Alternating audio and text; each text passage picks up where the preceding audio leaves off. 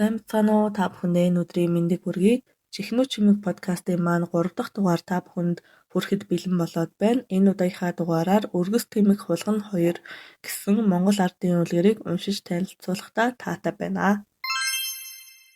Тамшаалч итгэхээс өөрийг мэддэггүй тарган залхыг хулганы тухай үлгэр. Таалган болгоно багчуулаа. Тэр хулган өглөө босуудаа санаа амар гидс затгалан амьдрсан хэмээн өглөж шогширч гардаг юм. Нүхнээсээ гарч гар сул хөл хөсвөр хөвтөж байгаад өөр нэг хулганы нүх рүү дайрч хураас нэг нь хуу хамж идэнэ. Бор хулганууд борив бохис хийхгүй гүйлдэж байхад залхуу хулган харин бусдын хоолыг булаад идчихэд унтаж байна. Тарганч гэж жигтэйхэн сүүлдээ өөхөн тулаад хариугүй хагарахтаа тулжээ. Тэгээд нэг өдөр нүхнийхээ хажуугаар урсдаг голын эрэг твтэж байтал нэг томоо өргөс тэмэх хөвж яваа харагджээ. Унд хоолтой байвал усанд хөвж явсан газар нүхэнд хэвцэн ялгаа юм гэж бодоод нөгөө хулган өргөс тэмэх рүү өсөрч орхив.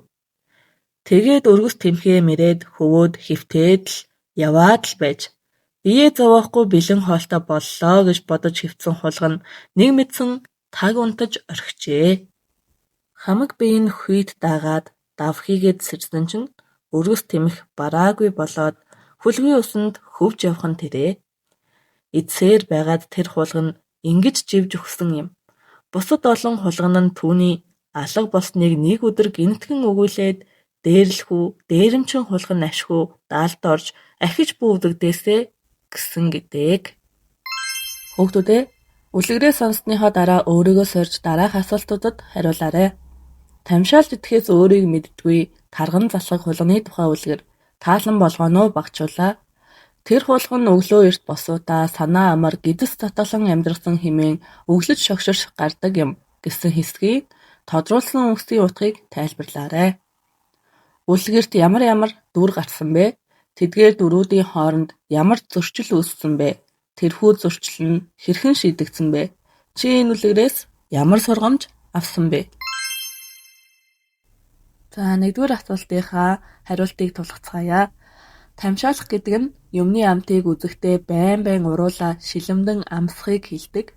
Залхах гэдэг нь болохоор хүн амьтны зайлт байдал гавшгай ээлдэг биш болох бүдүүлэг залхуу зан чанарыг илэрхийлдэг байх нэ.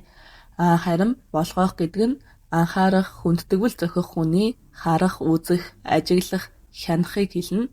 Шогшрох гэдэг нь харамсах, халаглах гэсэн утгыг тус илэрхийлдэг. Үлгэрт ямар дүр гарсан бэ гэж асуусан. За нэгдүгээрт бол залхуу хулганы дүр, хоёрдугаарт нь бор хулгануудын дүр гарсан. Дүрүүдийн хооронд яг ямар зөрчил гарсан бэ гэж асуусан. За залхуу хулган бол юу гэдэг вэ гэхээр гар сул хөл өсөр хөвсдөг тийм ээ. За бид нар өмнөх подкастынхаа дугаараар хил зүгдээр гар сул хөл өсөр гэдэг маань дэмий суух, залхуурт суух гэсэн утгыг илэрхийлж байсан тийм ээ. За эсвэргээрээ тэгтэл бор хулганууд бол борив бохис хийхгүй гүйлддэг. За борив бохис хийхгүй гэдэг маань бол бас хил зүг байгаа.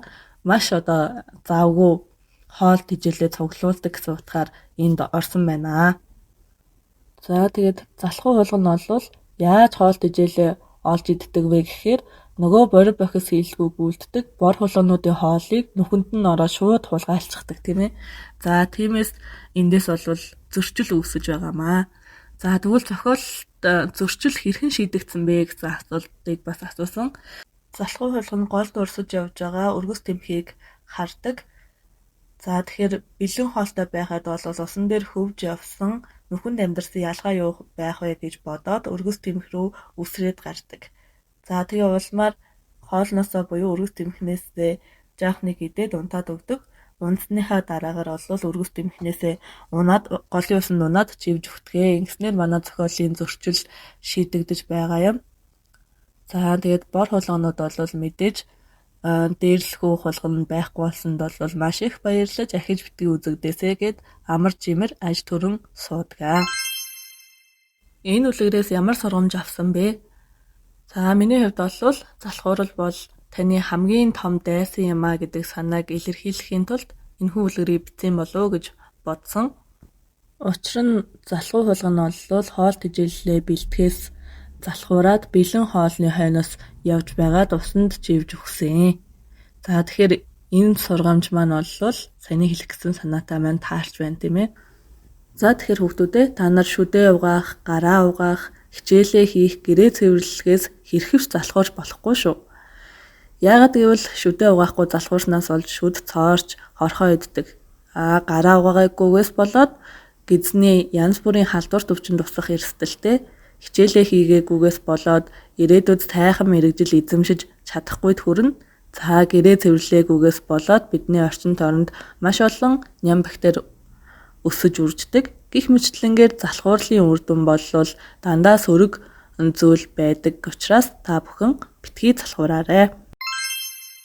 Залхуу хүнийг заяа голдог, зарчимтай хүнийг амжилт дагдаг гэсэн зүгээр өнөөдрийнхөө дугаарыг өндөрлүүлье. Дараагийн дугаараар уулзтлаа. Түр баяртай.